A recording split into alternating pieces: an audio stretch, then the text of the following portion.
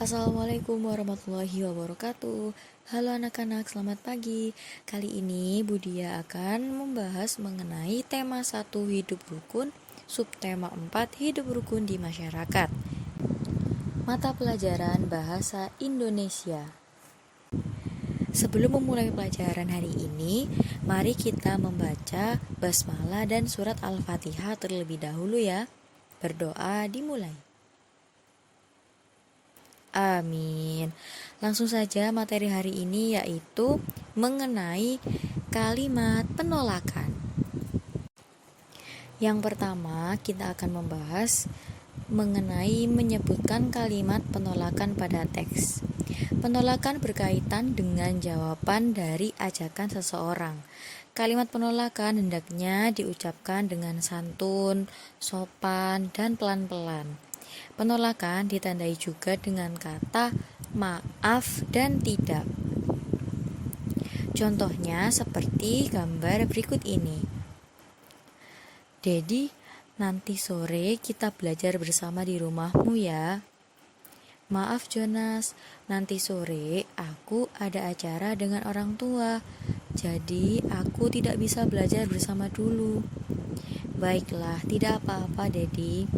Dari percakapan di sini, kata maaf Jonas merupakan kalimat penolakan yang disampaikan dengan cara yang sopan. Selain itu juga pada kitab tematik halaman 142 ada contoh bacaan yang kita harus mengetahui mana ya yang menurut bacaan ini ada kalimat penolakannya. Judulnya membuang sampah di tempat sampah.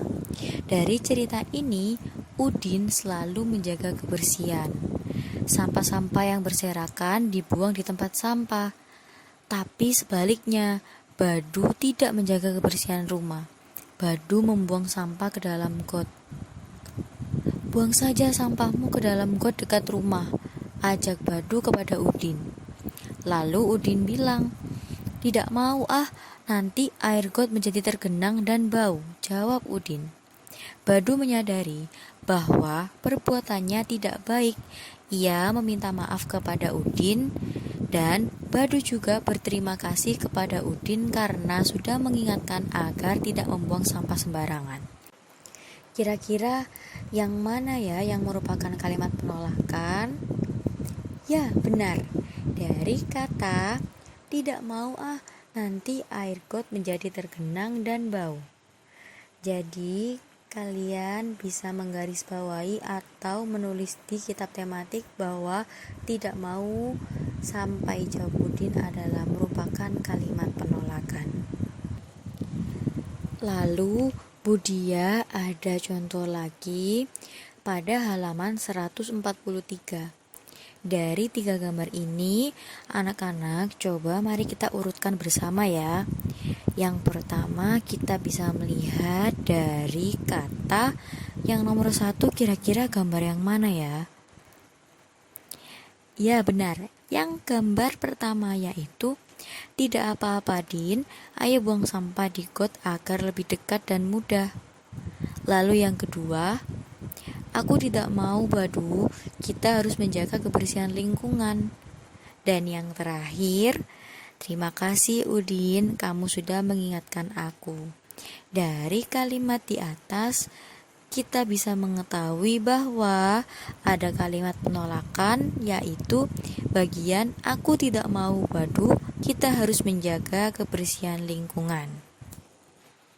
Sekarang kita mengidentifikasi kalimat penolakan dan persetujuan dalam percakapan. Penolakan juga sering diucapkan dalam percakapan sehari-hari. Penolakan yang baik dapat menjaga kerukunan. Sikap tidak rukun menimbulkan pertentangan dan perselisihan. Mari kita perhatikan percakapan pada halaman 149 sampai 150 antara Udin, Edo, dan Badu. Coba lihat, got menjadi bau dan kotor karena banyak sampah. Wah iya, airnya juga tergenang. Bagaimana jika hari Minggu kita bergotong royong membersihkan got? Membersihkan got? Aku tidak mau ah. Got kan kotor dan bau. Aku kurang setuju, Din. Membersihkan got pekerjaan yang berat. Kita sebagai anak-anak belum bisa melakukannya. Betul, Din. Sudah, biarkan saja. Tapi got yang tersumbat dapat menyebabkan banjir. Sampah akan menyumbat aliran air sehingga akan meluap ke jalan. Bagaimana jika kita mengusulkan kepada Pak RT untuk mengajak seluruh warga bergotong royong? Kita bisa ikut membantu pekerjaan ringan, misalnya membuang sampah yang dikumpulkan. Aku setuju doh. Aku juga setuju jika demikian. Aku juga bersalah karena membuang sampah ke dalam got. Dari percakapan di atas, kita bisa tahu ada kalimat penolakan dan ada kalimat persetujuan. Kira-kira bagian yang mana ya yang menurut kalian kalimat penolakan? Iya benar, bagian dari percakapan yang diucapkan Badu. Aku tidak mau ah, got kan kotor dan bau. Dan percakapan yang diucapkan Edo. Aku kurang setuju, Din. Dari situ kita bisa mengetahui kalimat penolakan. Selanjutnya, kira-kira kalimat persetujuan itu yang mana ya?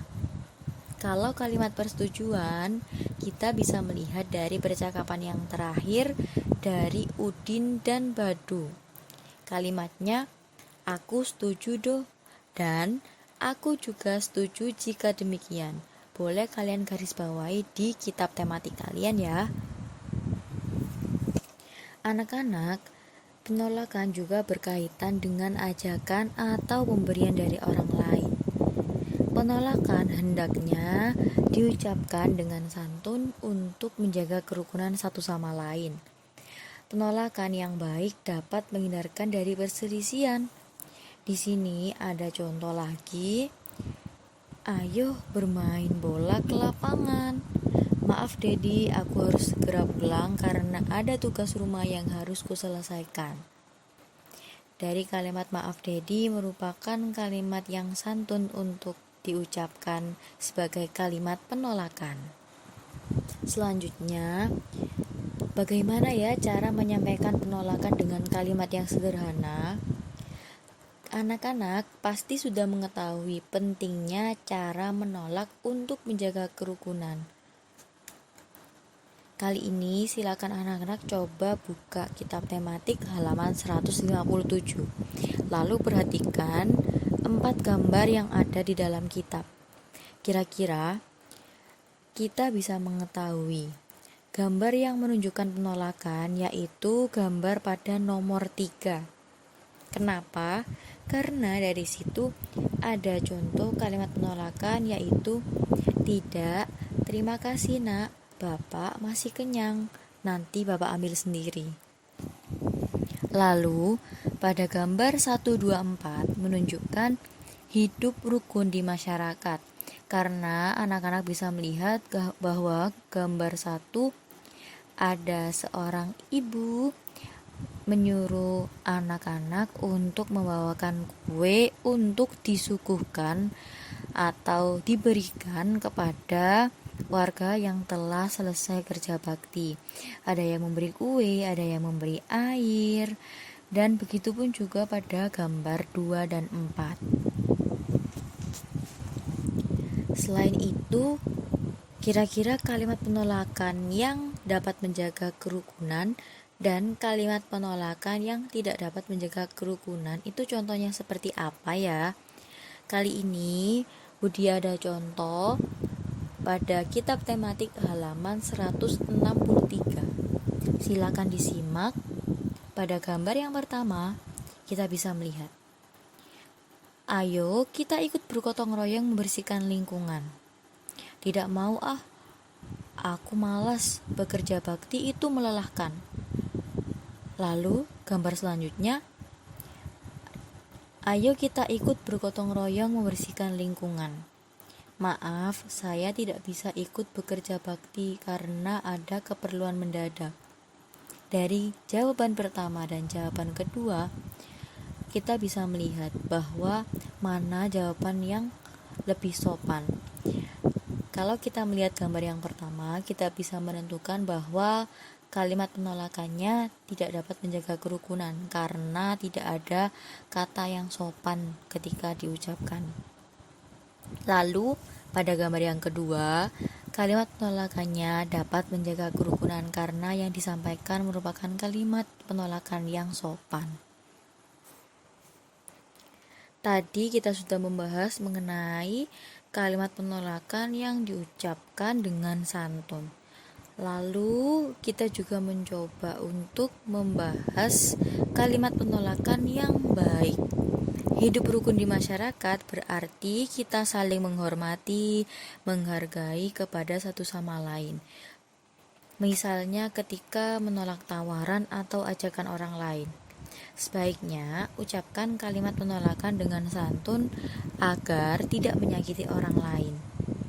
Contohnya seperti ini. Silakan kuenya dicicipi. Terima kasih Bu, saya masih kenyang. Kalimat penolakan biasa ditandai dengan kata tidak. Tetapi pada contoh gambar ini, selain itu kita dapat menambahkan kata maaf, terima kasih, atau lain kali ya, dan lain-lain. Itu juga bisa digunakan sebagai kalimat penolakan yang sopan. Selain itu, yang terakhir ada mengidentifikasi kalimat penolakan dalam dongeng. Kalimat penolakan juga terdapat dalam dongeng. Jika kamu menolak permintaan, sebaiknya lagi-lagi kita harus mengucapkannya dengan sopan santun. Kita bisa membuka kitab tematik halaman 175 sampai 176. Kisah JJ si jerapah. Di padang rumput yang luas hiduplah sekelompok jerapah. Ada jerapah bernama JJ dan Jojo. JJ bersifat sombong karena merasa tubuhnya paling tinggi. Jojo bersifat baik hati, tubuhnya tidak terlalu tinggi. Pada suatu hari, kakek jerapah meminta tolong pada JJ dan Jojo. Kakek jerapah meminta tolong diambilkan daun segar. Namun, JJ menolak. Tidak mau kek, saya sedang repot. Jojo dengan sekuat tenaga mengambil daun segar untuk kakek jerapah. Suatu hari, JJ mendapatkan kesulitan. JJ jatuh, kakinya terjepit bebatuan. Teman-teman hewan lain tidak tega melihat JJ kesulitan. Mereka menolong JJ.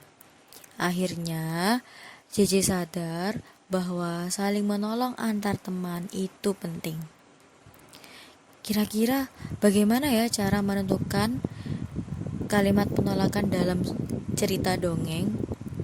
Sebenarnya, caranya adalah hampir sama dengan keterangan-keterangan yang sebelumnya ketika kita mencari kalimat penolakan pada percakapan. Hanya saja, pada cerita dongeng kita harus teliti bahwa kita harus bisa menemukan kalimat penolakan dalam cerita tersebut. Ketika anak-anak membacanya dengan teliti, pasti dapat menemukan mana yang merupakan kalimat penolakan. Untuk penugasan hari ini, anak-anak silakan membuka LKS halaman 87 sampai 88. Silakan mengerjakan silanglah dan jawablah hanya bagian bahasa Indonesia saja dengan menulis jawabannya saja. Untuk itu, pelajaran hari ini tematik mengenai kalimat penolakan Ibu tutup. Semoga pembelajaran tematik hari ini bisa bermanfaat dan dapat dipahami. Sekian, terima kasih. Wassalamualaikum warahmatullahi wabarakatuh. Sampai jumpa.